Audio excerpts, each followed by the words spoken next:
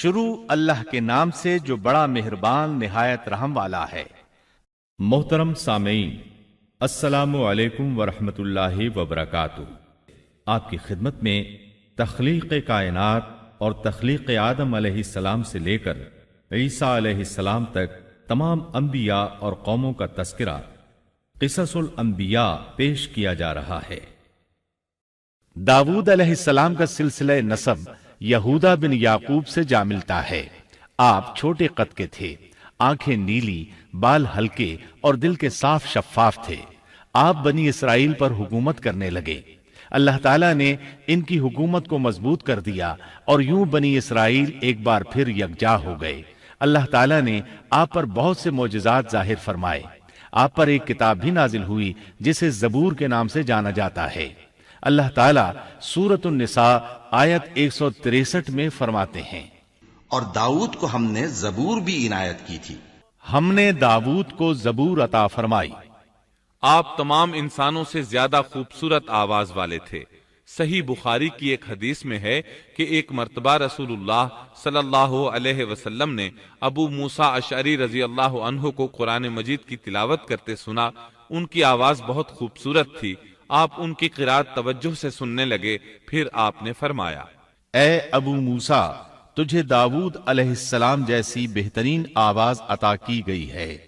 اللہ تعالیٰ نے آپ کی آواز کو بھی ایک معجزہ بنا دیا، اور وہ ایسے کہ جب داود علیہ السلام زبور کی تلاوت کرتے تو پہاڑ اس کو سن کر آپ کے ساتھ تسبیح شروع کر دیتے، اور جب پرندے یہ آواز سنتے تو ان کے پاس آ کر اپنی گردنیں جھکا کر بیٹھ جاتے اور تسبیح میں ان کے ساتھ شامل ہو جاتے، اپنی جگہ سے حرکت بھی نہ کرتے۔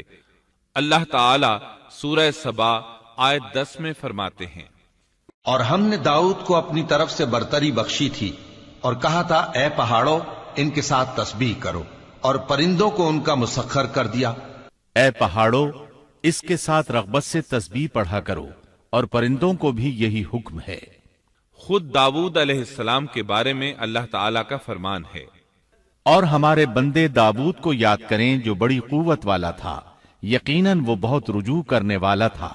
اسی طرح اللہ تعالیٰ سورۃ الانبیاء آیت 79 میں فرماتے ہیں، اور ہم نے پہاڑوں کو داؤد کا مسخر کر دیا تھا کہ ان کے ساتھ تسبیح کرتے تھے، اور پرندوں کو بھی مسخر کر دیا تھا، اور ہم ہی ایسا کرنے والے تھے۔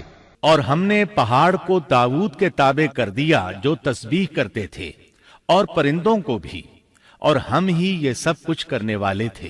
یہ داود علیہ السلام کے معجزات تھے۔ اللہ تعالیٰ نے اور بھی کئی معجزات سے انہیں نوازا تھا۔ اللہ نے آپ کے لیے لوہے کو نرم فرما دیا تھا۔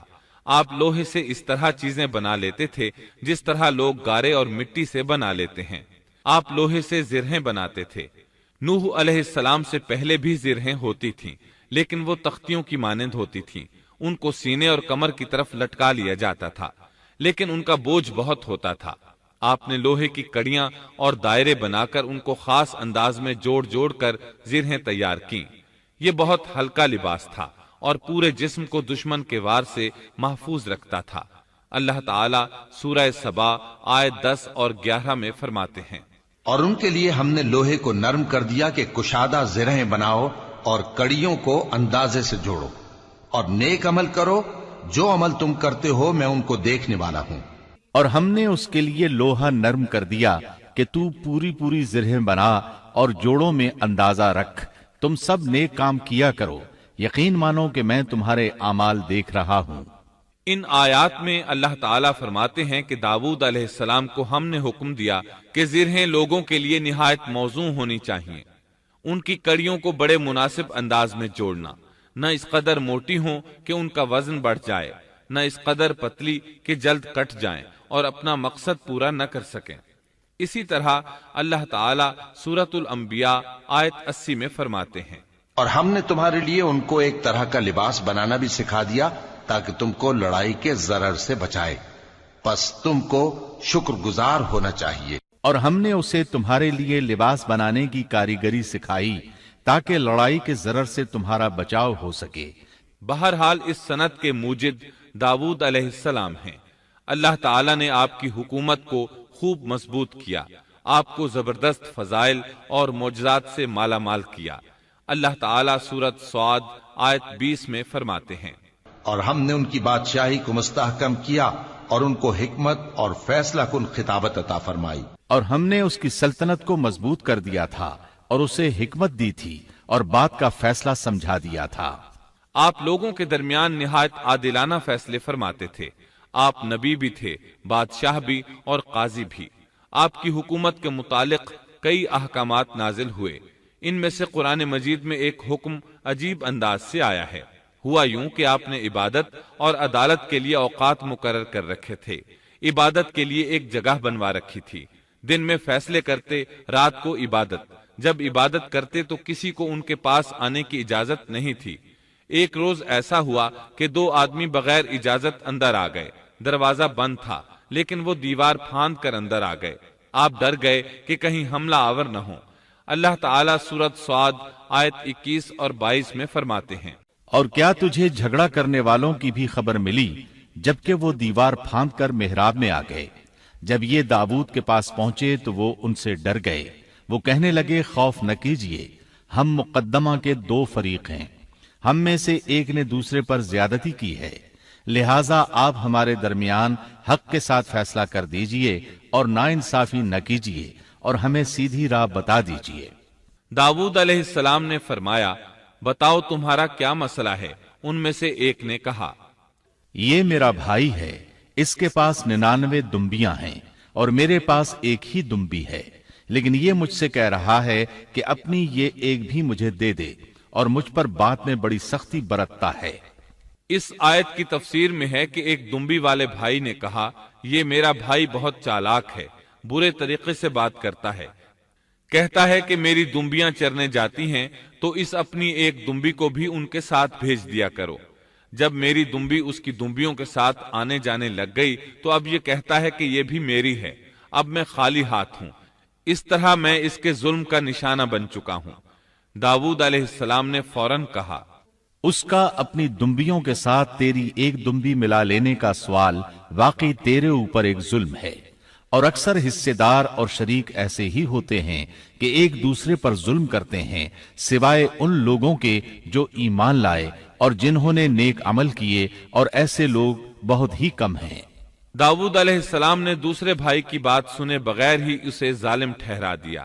آپ کا فیصلہ سنتے ہی دوسرا بول اٹھا، آپ نے میری بات تو سنی ہی نہیں اور فیصلہ دے دیا، پہلے آپ میری بات تو سنتے۔ داؤد علیہ السلام فوراً بھانپ گئے کہ ان سے غلطی ہوئی ہے اور سمجھ گئے کہ یہ اللہ تعالیٰ کی طرف سے آزمائش ہے۔ آپ نے فوراً توبہ کی، اللہ کی طرف رجوع کیا اور استغفار کرنے لگے۔ اور داؤد سمجھ گئے کہ ہم نے انہیں آزمایا ہے، پھر تو اپنے رب سے استغفار کرنے لگے اور عاجزی کرتے ہوئے سجدے میں گر پڑے اور پوری طرح رجوع کیا۔ پس ہم نے بھی ان کا وہ قصور معاف کر دیا، یقیناً وہ ہمارے نزدیک بڑے مرتبے والے اور بہت اچھے ٹھکانے والے ہیں۔ اس کے بعد اللہ تعالیٰ سورۃ صاد آیت 26 میں فرماتے ہیں، اے داؤد، ہم نے تمہیں زمین میں خلیفہ بنا دیا، تم لوگوں کے درمیان حق کے ساتھ فیصلہ کیا کرو اور اپنی نفسانی خواہش کی پیروی نہ کرو، ورنہ وہ تمہیں اللہ کی راہ سے بھٹکا دے گی۔ یقیناً جو لوگ اللہ کی راہ سے بھٹک جاتے ہیں ان کے لیے سخت عذاب ہے، اس لیے کہ انہوں نے حساب کے دن کو بھلا دیا ہے۔ اس طرح داؤد علیہ السلام اللہ تعالیٰ کے اس فرمان کے مطابق فیصلے کرنے لگے۔ اللہ کے ہاں ان کا احترام اور اکرام اور بڑھ گیا۔ آپ کثرت سے روزے رکھتے اور خوب عبادت کرتے۔ آپ اس وقت تمام انسانوں سے بڑھ کر اللہ کی عبادت کرنے والے تھے۔ امام بخاری نے ایک حدیث نقل کی ہے جس کے الفاظ کچھ اس طرح ہیں، اللہ تعالیٰ کے نزدیک سب سے محبوب نماز داؤد علیہ السلام کی نماز ہے، اور اللہ تعالیٰ کی طرف سب سے محبوب روزہ داؤد علیہ السلام کا روزہ ہے۔ وہ رات کا آدھا حصہ نیند فرماتے، اس کے بعد تہائی رات قیام کرتے اور رات کے چھٹے حصے میں سو جاتے تھے۔ ایک دن روزہ رکھتے اور ایک دن روزہ چھوڑ دیتے تھے۔ لڑائی میں جب دشمن سے مقابلہ ہوتا تو بھاگتے نہیں تھے۔ اس حدیث میں نفل نماز یعنی نماز تہجد اور نفلی روزے کا ذکر ہوا ہے۔ بہرحال یہ وہ صفات ہیں جو داؤد علیہ السلام کے بارے میں حدیث رسول میں آئی ہیں۔ اللہ تعالیٰ نے سورہ سبا آیت 13 میں ان کی تعریف کرتے ہوئے ان کی آل کو اللہ کا شکر ادا کرنے کا حکم دیا۔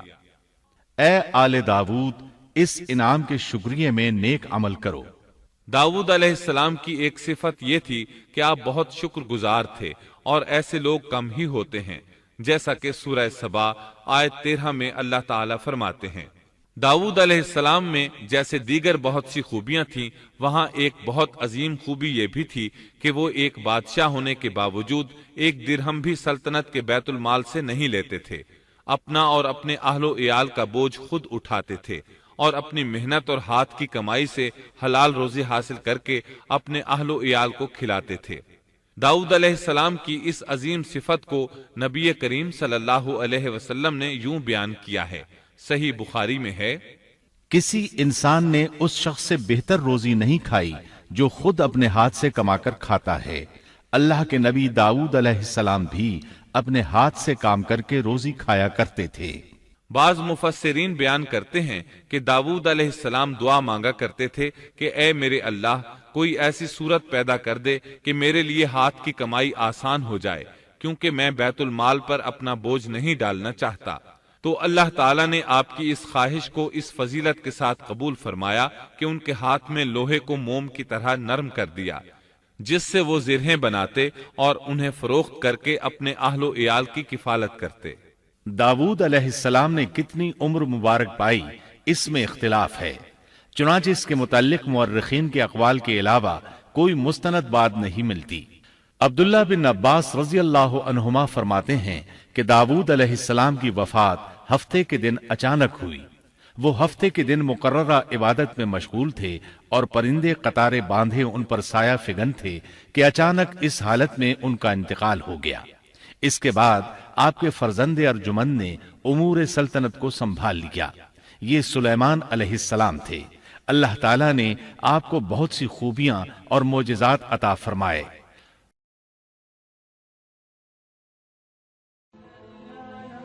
Thanks for watching. Don't forget to like, comment, share and subscribe to